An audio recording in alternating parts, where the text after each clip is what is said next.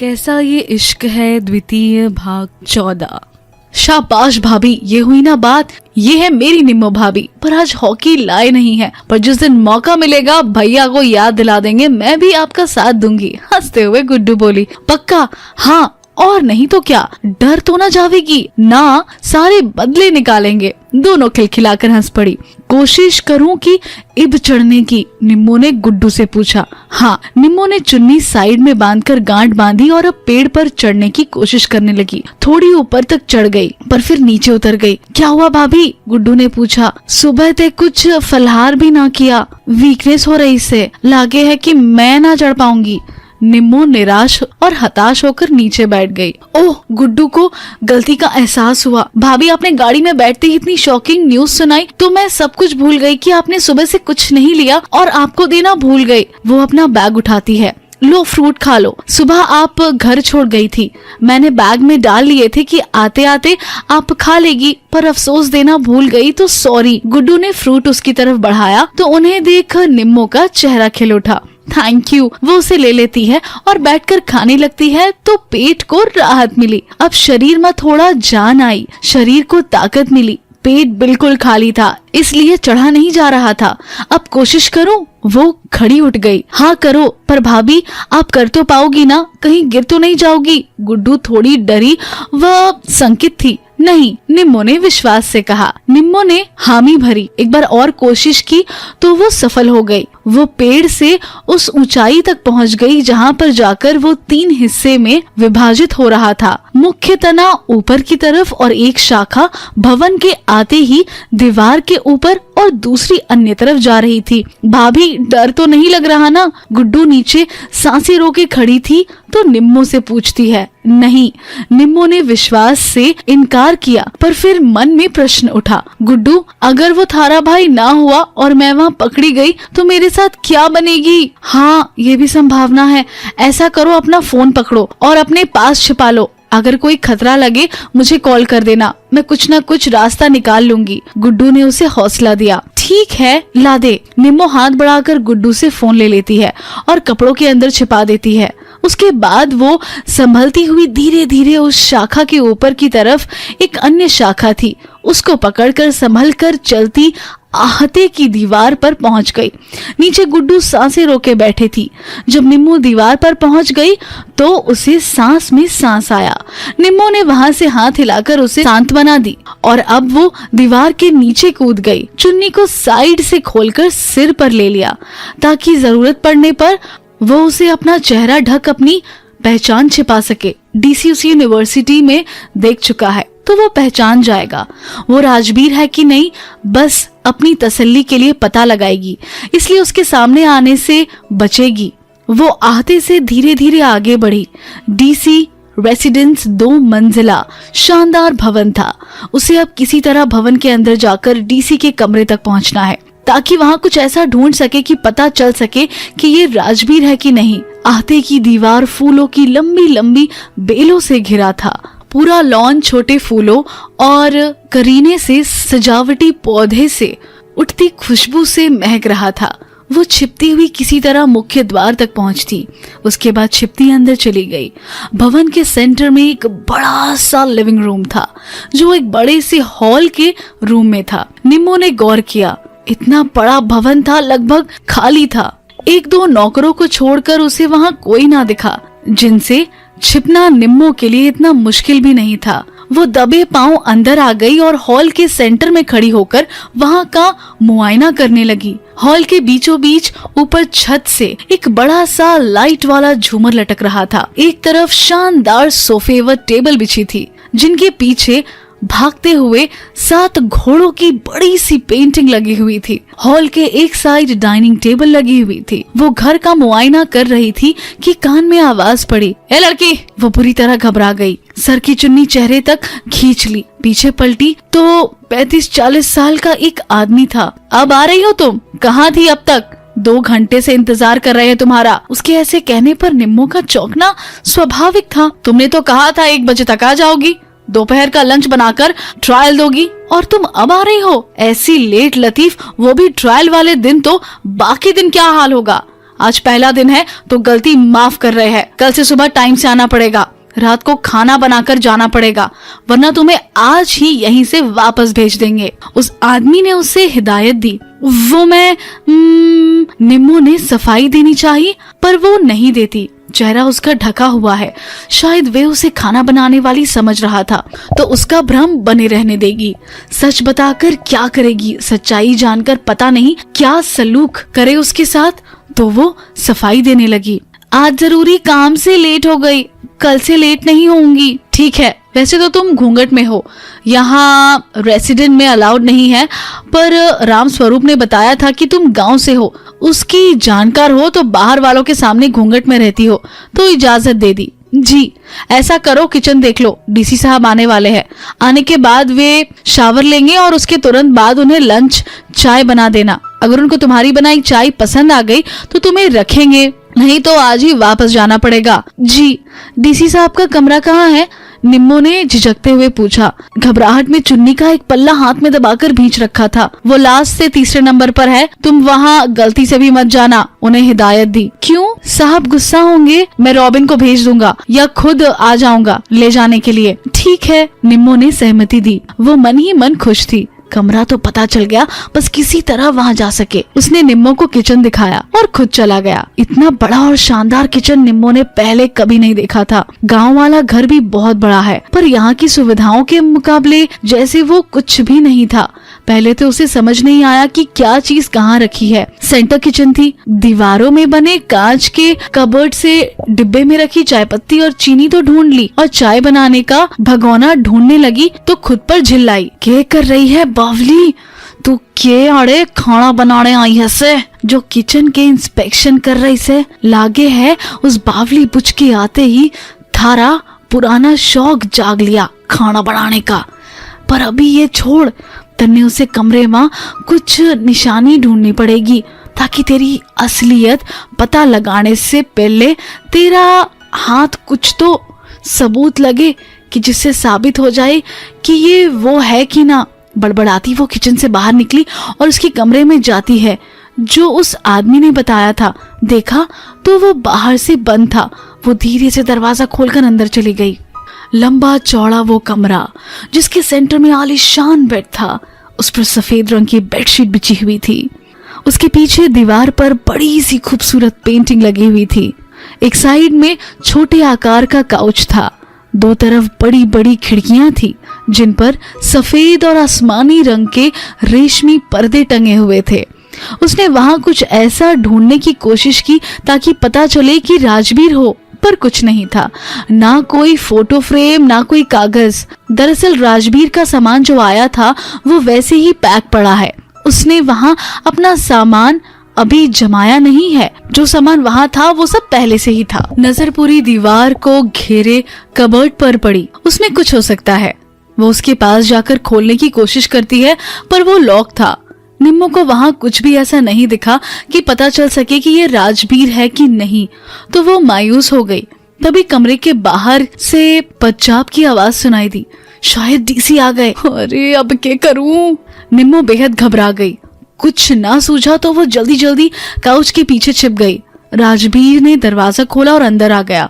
जेब से फोन निकालकर टेबल पर रख दिया। उसे वहां थोड़ा अजीब लगा, जैसे कमरे में अलग प्रकार की महक थी जो अलग तरह की थी। उसके कमरे में कोई नहीं आता, पर अभी जैसे वहां कोई आया हो। कुछ अलग तरह की महक थी। उसे शक हुआ तो वो पर्दे के पीछे देखता है। बेड के नीचे देखने लगा पर कुछ ना था, तो वो काउच के पीछे देखने बढ़ा। निम्मो की धड़कनें तेज धड़कने लगी। अब तो पकड़ी ही गई कि तभी राजवीर की फोन की घंटी बजने लगी, तो वो वापस मुड़ गया। देखा तो असिस्टेंट का कॉल था। उससे बात करके फोन नीचे रखा। वो फिर से देखना चाहता था कि कौन है, पर अब वो उसे अपना वहम समझकर बेड में बैठ गया। अपना ब्लेजर निकालकर हाथ में ले लिया। उठकर कबर्ड के पास आकर खोलकर उसमें रख दिया। निम्मो काउच के पीछे से उसे देख रही थी।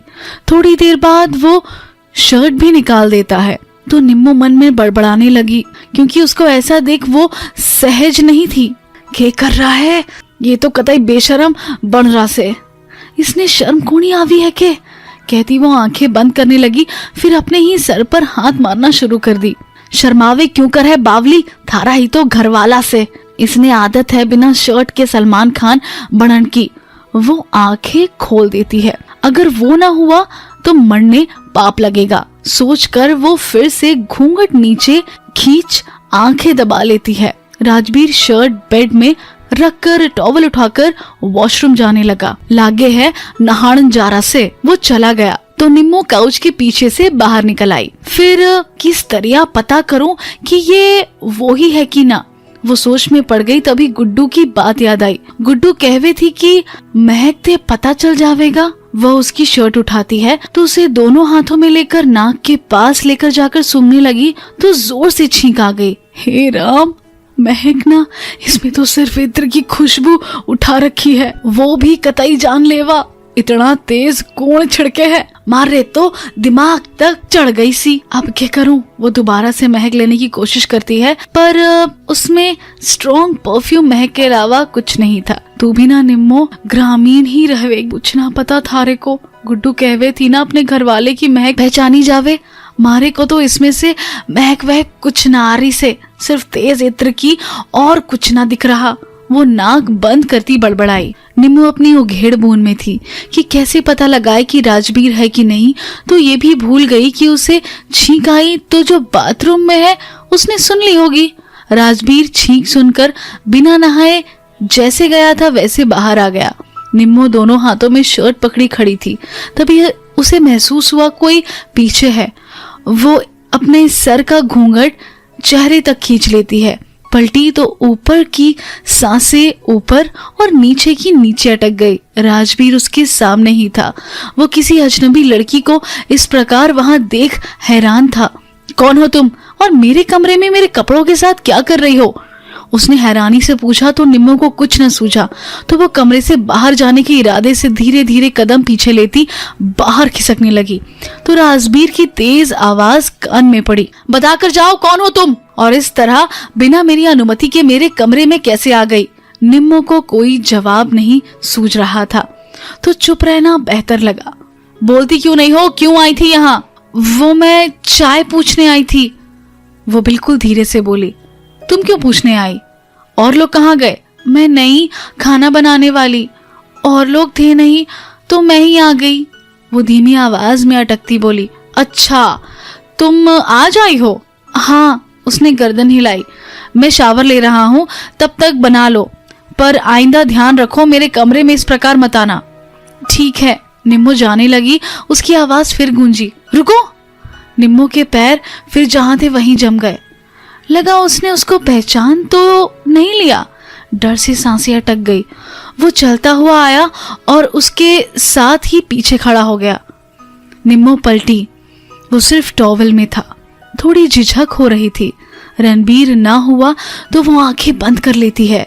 जी बोलो, वो धीरे से बोली, पर उसे महसूस हुआ वो उसके आस पास आ रहा था। उसने धीरे से आंखें खोली तो वो उसकी तरफ हाथ बढ़ा रहा था। निम्मो को लगा उसका घूंघट उठ रहा है। गई तू निम्मो, लागे है इनके शक हो गया। वो बुरी तरह घबरा गई। शर्ट कहाँ लेकर जा रही हो? पागल वागल हो क्या? लाओ, वो वापस दे जाओ। निम्मो ने देखा तो वो शर्ट नीचे रखना ही भूल गई थी। वो तो अभी भी उसके हाथ में ही थी। वो उसके हाथ से शर्ट लगभग छीनता हुआ ले लेता है। छोड़, जल्दी से कमरे से बाहर निकलकर किचन में आ गई। क्या वो राजवीर था? वो अभी उलझन में है। अपने से ही सवाल करने लगी। शक्ल तो वही है, आवाज भी वही है, तो क्या ये राजवीर ही है? क्या उसे सामने जाकर पूछ लेना चाहिए? अगर वो सच में राजवीर हुआ तो क्या पता वहाँ पब्लिक और मीडिया को देखकर उसने स्वीकार ना किया हो, या कोई और वजह भी हो सकता है। पर अगर उसे पता चला कि मैं उसकी जासूसी करने आई हूँ तो कहीं गलत ना सोचने लग जाए हमारे बारे में। सच में मुझे भूलना चाहता होगा तो उसके घुटने तोड़कर याद दिलाना पड़े। उसके सामने जाकर तुम्हारी सिट्टी बिट्टी गुम हो जावे है। उसके के घुटने क्या तोड़ेगी तू? पर अगर वो मन ने सच में ही भूलना चाहता होगा तो मैं जबरदस्ती उसको गले पड़ूंगी। वो अब डीसी से, डीसी हो चाहे कोई हो, इसमें मारे साथ जो किया है वो क्या गलत ना है? हाँ, बारी मारे साथ ऐसा क्यों कर रहे हैं? क्या क्या नहीं सहना पड़ रहा है मारे को इन 3 सालों में। ये सब तो छोड़ निम्मो, या तो इसने मैं दिला दूंगी। बस एक बार पक्का हो जाए कि ये बावली बुच राजबीर है कि ना, बाद में देख लाएंगे जो करना होगा। कुछ ना, कम से कम दिल तो तसल्ली हो रहेगी। निम्मो अपनी उघेड़ बूंद में ये लड़की उस आदमी की आवाज कान में पड़ी तो चौकन्ना अपने ख्याल से बाहर आई। जी जी, बनी नहीं तुम्हारी चाय? बना रही हूँ, अब तक सामान ढूंढ रही थी, क्या चीज कहाँ रखी है। निम्मो ने सफाई दी। हाँ ठीक है, जल्दी करो जो भी करना है। कितने लेट लतीफ हो तुम। साहब बहुत गुस्से वाले हैं, उन्हें लेट लतीफ बिल्कुल पसंद नहीं। शावर लेने के बाद उन्हें तुरंत चाय चाहिए, नहीं तो गुस्सा करेंगे। बनाती हूँ कहकर निम्मो फटाफट भगोना ढूंढती है, उसमें पानी डालकर गैस के ऊपर रखकर चाय बनाने लगी। खुद देकर आ जाऊं, सोचने लगी। जो उसने पहचान लिया तो मारे को तो यहाँ आकर अब तक कोई सबूत भी ना मिला। लेट भी हो जावेगी तो घर क्या के परेशान हो जावेंगे। ना वहाँ कोई फोटो है, ना कागज, ना उसकी महक ही मैंने पहचानी। अब तो घर क्या ही पता लगा सके है, उनको ही बताना पड़ेगा। वैसे भी लेट हो गई, मारे को अब जाना चाहिए। वो चाय असिस्टेंट को पकड़ाती बोली, भैया अब मैं कल से आऊंगी, साहब को पूछ तो लो चाय पसंद आई कि नहीं, तब तक यहीं पर रुको। वो चाय का कप लेकर चला गया। निम्मो वहीं पर खड़ी रही। मे आई कम इन? आ जाओ, चाय रख दो। साहब टेस्ट करके बता दो उसको बुलाना है कि नहीं। वो जा रही है। कौन? खाना बनाने वाली? ओके बताता हूँ। वो कप हाथ में लेते हैं। तुम्हें मना किया था कि मेरे कमरे में किसी को मत आने दिया करो। फिर वो मेरे कमरे में क्या कर रही थी? राजबीर ने घूर कर देखा। क्या वो यहाँ आई थी? हाँ मैंने तो उसे मना किया था, फिर भी क्यों आई? पूछता हूँ उसको, पहले आप बता दो तो उसको हाँ या ना बोलते हैं। राजबीर ने चाय की चुस्की ली। पीते ही वो स्वाद मुंह में घुलकर मन में समा गया। स्वाद ये जाना पहचाना है, उसके मन में बसा। वो आंखें बंद कर उसे महसूस कर उसे कोशिश करने लगा। कुछ याद आया हो जैसे। उसने दूसरी चुस्की ली। जल्दी जल्दी 2-3 घूंट और भरे। अब कोई शक नहीं, ये निम्मो के हाथ का टेस्ट है। निम्मो। उसके मन की खुशी होठों पर मुस्कान बनकर फैल गई। दिल बच्चा सा मचल उठा। वो लड़की निम्मो है क्या? निम्मो के हाथ का स्वाद है, वो कैसे भूल सकता है? कभी नहीं भूल सकता। वो चाय का कप नीचे रखता है और लगभग दौड़ता बाहर आने लगा तो असिस्टेंट उसकी प्रतिक्रिया से हैरान था। क्या हुआ साहब? उसने पूछा, पर राजबीर तो जल्दी जल्दी हॉल में भी आ गया। निम्मो मुख्य दरवाजे की तरफ मुख करके डाइनिंग टेबल के चेयर पकड़ी खड़ी थी। राजबीर धीरे धीरे चलता हुआ उसके बिल्कुल पास उसके पीछे खड़ा हो गया। वो आंखें बंद कर उसकी महक लेकर महसूस करने लगा। हाँ ये निम्मो है। मन हुआ उसे बाहों में भर ले। वो उसके कंधे में छूने के मकसद से दोनों हाथ बढ़ाता है, पर बढ़ते हाथ रोक लेता है। थोड़ा पीछे होकर खुद को संयमित करने लगा। निम्मो ही है। तभी मुझे कमरे में जाते ही इसकी महक जानी पहचानी लग रही थी। और चाय निम्मो के हाथ की चाय। क्या मैं भूल सकता हूँ? लगता है पता करने आई है कि मैं राजबीर हूँ कि नहीं, पर एक बार कंफर्म कर लेता हूँ। वो उसे ऊपर से नीचे तक देख गौर से देखने लगा। दिल डॉल से तो वही है, कपड़े तो सुबह वाली बदल लिए। कैसे पता लगाऊं? घूंघट तो ऊपर करेगी नहीं। नजर परांदे पर गई। वही ग्रीन कलर का परांदा। उसे याद आया जब वो निम्मो को उठाकर ले गया था और वो बेहोश थी। वो उसे नीचे बेंच पर लिटा रहा था तो परांदा उसकी शर्ट के बटन पर अटक गया था। उसके होठों पर मुस्कान आ गई। निम्मो मेरी जान, मेरी जासूसी करने आई हो? मैं कैसे भूल गया कि मुझे देखने के बाद तुम चुप नहीं बैठोगी। पर मैं भी राजबीर हूँ, ऐसे थोड़ी ना आसानी से हाथ आऊंगा। तुम्हें कहा था ना गांव में लेने आऊंगा तो अपना वादा निभाऊंगा। तुम्हें वहीं लेने आऊंगा, पर अभी तुम्हारे सामने नहीं आऊंगा तो तुम्हें ना पहचानने का नाटक करके थोड़ा और परेशान करूंगा। हकीकत बताने के बाद तुम्हारा पता नहीं क्या प्रतिक्रिया होगी, पर अभी तुम मेरे पास हो तो ऐसे इतनी जल्दी तो नहीं जाने दूंगा। उसकी खुशी मुस्कान बनकर पूरे चेहरे पर फैल गई। मेरी निम्मो रानी इधर है तो इसकी पूंछ गुड्डू भी यहीं आसपास ही होगी। उसको देखने का भी मन हो रहा है। सबसे बहुत दिन दूर रहा हूँ, पर अब नहीं। वो अपने असिस्टेंट के कान में कुछ कहता है तो वो चला गया और राजबीर की तो खुशी होठों पर और चेहरे पर खुशी बनकर खेल रही थी।